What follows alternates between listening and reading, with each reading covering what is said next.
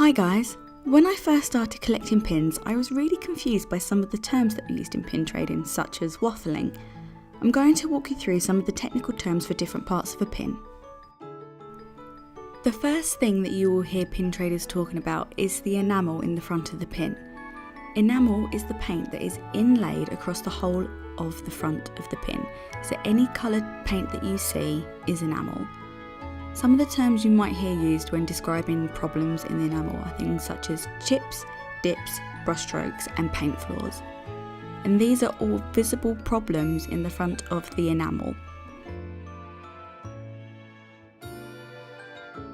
The other obvious aspect that you will see from the front of the pin are the edges. The edges is all of the side of the pin, all of the metal around the outside. And sometimes the metal will have rough edges.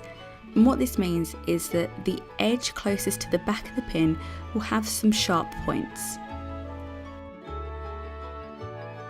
On the back, one of the most commonly talked about aspects of a pin is the waffling. This is the stamped metal pattern that goes across the whole of the back of the pin.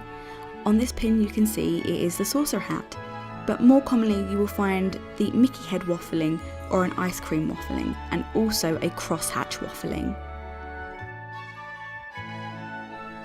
Now I know I just said that the waffling is stamped onto the pin, but you also have something called stamping, and these are all the other stamps that you find on the back of a pin, such as the copyright Disney logo, the official Disney pin trading logo, and a range of different stamps such as special occasion stamps for anniversaries of films, special events, AP or PP pins, which we have described further in the video in the description, and also location stamps. As you can see on this pin, it has the Walt Disney Imagineering stamp.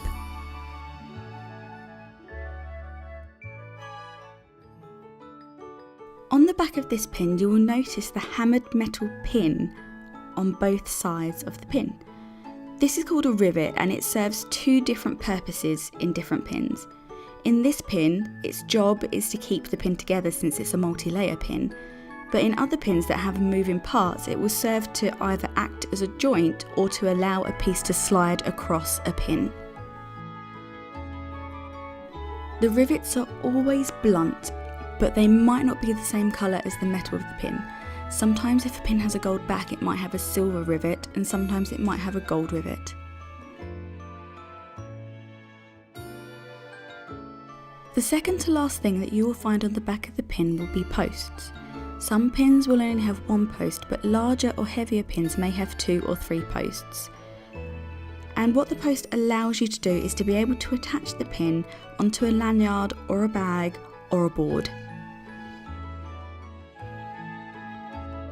The last thing is nubs. Unfortunately this pin doesn't have any, but they're normally placed on either side of the post an equal distance away, and they are short, squat, sharp domes. On some of the older pins there will be singular sharp domes that are actually on the post. Oh, I almost forgot. You see that FAC stamp? That's the pin serial number.